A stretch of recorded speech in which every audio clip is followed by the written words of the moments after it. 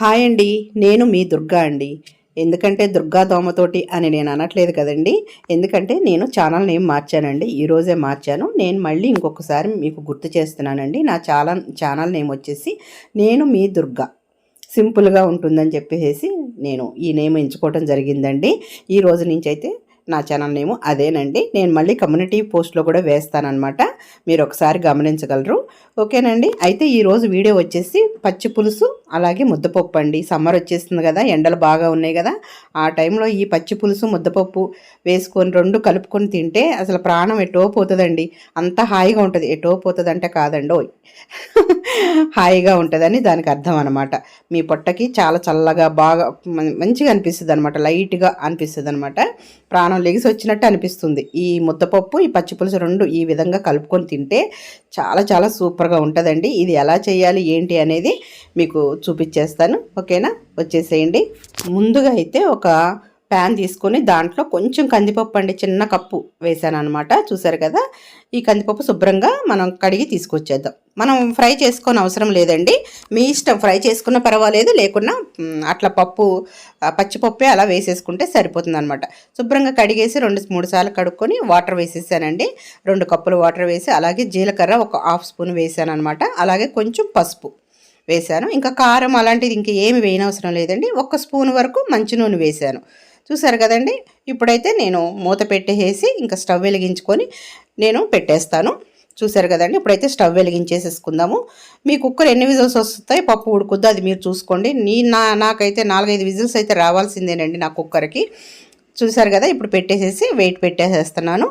ఇదిగోండి, ఒక 4-5 విజిల్స్ వచ్చిన తర్వాత మనం ఓపెన్ చేసి చూద్దామండి. ఈలోపు మనం పచ్చిపులుసు రెడీ చేసుకుందాము. ఇప్పుడైతే నేను కళాయి పెట్టేసుకున్నానండి. స్టవ్ వెలిగించుకొని కళాయి వేడైన తర్వాత ఎండుమిరపకాయలండి చిన్న ముక్కలుగా కట్ చేసుకొని అవి కళాయిలో ఫ్రై చేసుకుందామండి. చూసారు కదా, ఈ విధంగా మీరు పచ్చిపులుసు క్వాంటిటీ ఎన్నింత వాటర్ తీసుకుంటున్నారో మీరు దాన్ని బట్టి, మీరు తినే కారాన్ని బట్టి మీరు వేసుకోండి. కొంచెం లైట్గా ఉంటేనే బాగుంటుంది అనమాట కారం అనేది. ఓకేనండి. ఇట్లా ఎండుమిరపకాయలు కట్ చేసుకొని ఈ విధంగా మనం కలర్ చేంజ్ అయ్యేంత వరకు కూడా ఫ్రై చేసుకుందామండి. ఇది నా చిన్నప్పటి నుంచి మా అమ్మమ్మ వాళ్ళ టైం కాడ నుంచి మేము ఇది తింటూ ఉన్నామన్నమాట. చాలా బాగుంటుంది. మా అమ్మమ్మ వాళ్ళ టైంలో అయితే కళాయిలు, నాకు గుర్తున్నంత వరకు అయితే కళాయిలు లేవండి అప్పుడు. ఇట్లా బాండీలు అలాంటివి లేవు.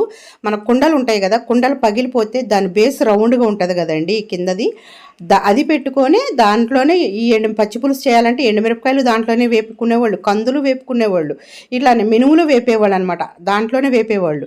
అవే వాళ్ళకి కళాయిలు అనమాట. అవి నాకు చాలా బాగా గుర్తుందండి. మా అమ్మమ్మ వాళ్ళ ఊర్లో మా అమ్మమ్మ గారు చేయటం అనేది నాకు బాగా గుర్తు అనమాట.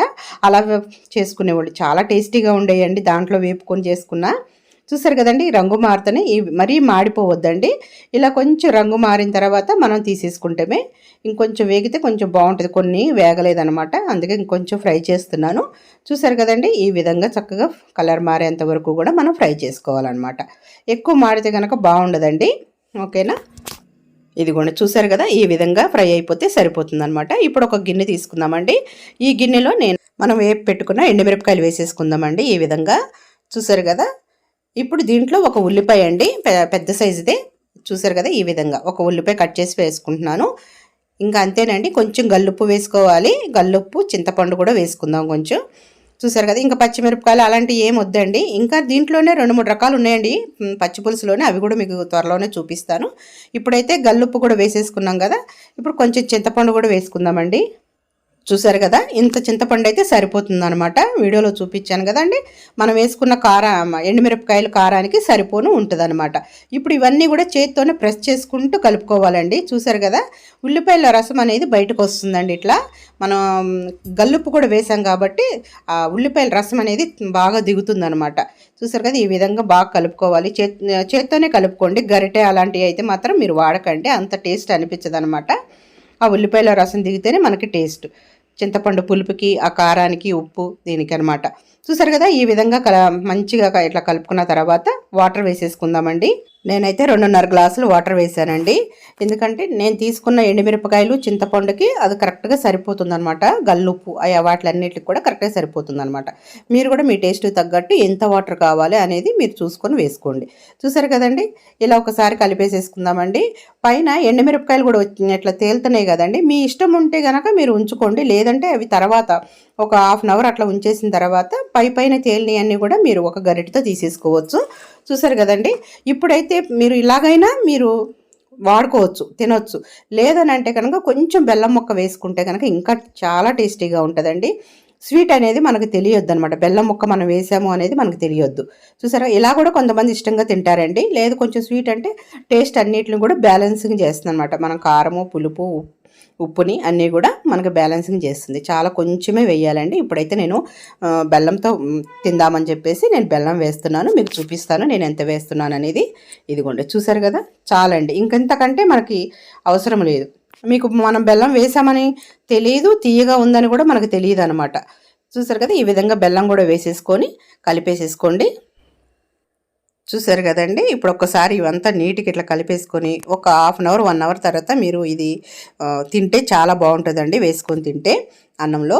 చూసారు కదా, ఇప్పుడైతే పక్కకు పెట్టేసేస్తాను.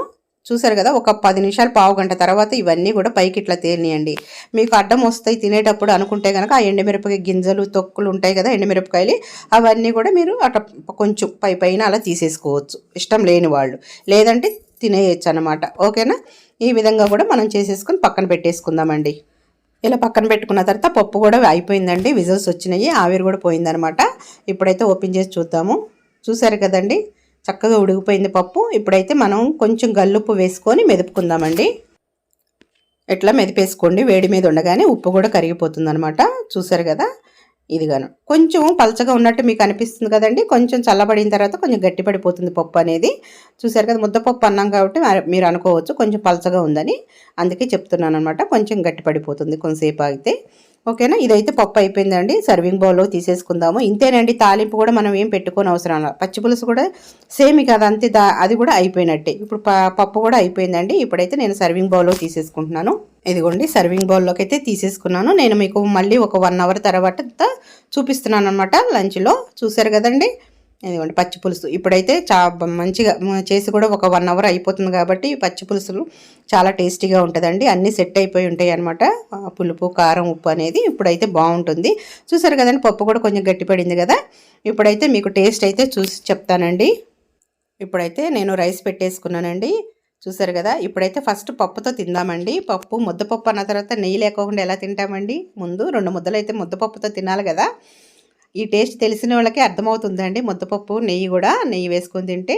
చూసారు కదా, కొంచెం నెయ్యి వేడి చేసుకొని నెయ్యి వేసుకుంటున్నాను. ఇదిగోండి, నేను కూడా ఇట్లా తినక చాలా రోజులు అయిపోయిందండి ముద్దపప్పు నెయ్యి అనేది. చూసారు కదండి, చాలా రోజులు అంటే ఒక 2-3 వారాల పైన అయిపోయిందనమాట. చూసారు కదా, పప్పు అయితే, ముద్దపప్పు అయితే ఈ మధ్య కాలంలో చేయలేదండి నేను. చూసారు కదా, 1 మంత్ అయిపోతుందేమో ముద్దపప్పు అనేది చేయక. నార్మల్ ఆకుకూర పప్పులు అలాంటివి అయితే చేశాను. మామిడికాయ పప్పు కూడా చేసి పెట్టాను కదా మీకు, అప్లోడ్ చేశానండి. ఒకసారి చూడండి, అది కూడా చాలా బాగుంటుంది మామిడికాయ పప్పు. చూసారు కదా, ఇప్పుడైతే నేను టేస్ట్ చేసి చెప్తానండి. చాలా సూపర్గా ఉందండి.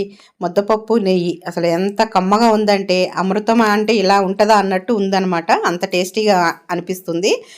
చూసారు కదా, ఇప్పుడు దీంట్లో మామిడికాయ పచ్చడి ఉన్నదనుకోండి, కలుపుకొని తింటే అది బాగుంటుంది. నల్లకారం అండి, మన ఛానల్లో ఉంది నల్లకారము, చూడండి. అది కలుపుకొని తిన్నా కూడా సూపర్గా ఉంటుంది అన్నమాట. ముద్దపప్పు నల్లకారం, లేదంటే ముద్దపప్పు మామిడికాయ పచ్చడి, చాలా కాంబినేషన్ చాలా బాగుంటుంది అన్నమాట. మీరు ఒకసారి అయితే ట్రై చేయండి. ఇప్పుడైతే నేను పచ్చి పులుసు, ముద్దపప్పు 2 కలుపుకొని టేస్ట్ ఎలా ఉందో మీకు చెప్తానండి. నాకు తెలుసు టేస్ట్ బాగుంటుందని చెప్పేసి, మీకు కూడా ఒకసారి చెప్పాలి కాబట్టి నేను చెప్తున్నాను అనమాట. ఈ సమ్మర్లో ఇలా చేసుకొని తినండి, చాలా బాగుంటుంది. మీకు హాయిగా అనిపిస్తుంది అనమాట, మీ పొట్టకైతే హాయిగా అనిపిస్తుంది. అందుకే చెప్తున్నానండి. ఎందుకంటే ఈ సమ్మర్లో లిక్విడ్ ఐటమ్స్ తింటే మనకి గొంతుకు కూడా మంచిగా అనిపిస్తుంది కదండి, అందుకే చేశాను అనమాట.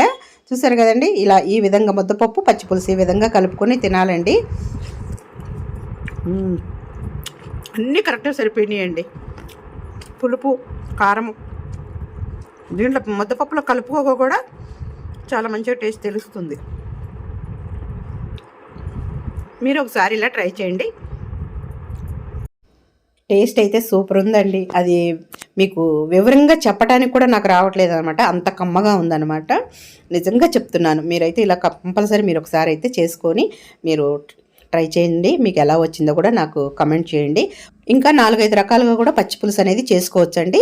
బేసిక్ పచ్చి పులుసు అంటే ఎట్లా చేసుకుంటాం అనేది నేను మీకు చూపించాను అనమాట. అంటే మా అమ్మమ్మల టైం నుంచి కూడా ఇలాగే చేసుకుంటామండి. ఓకేనా, అందుకని ఫస్ట్ ఇది చేసి చూపించాను, తర్వాత 1 బై 1 అవి చేసి చూపిస్తానండి. ఓకేనా, ఇదేనండి ఈరోజు వీడియో. ఎలా ఉంది, మీకు నచ్చిందా? నచ్చినట్టయితే నా ఛానల్ని సబ్స్క్రైబ్ చేసుకోండి, లైక్ చేయండి, షేర్ చేయండి.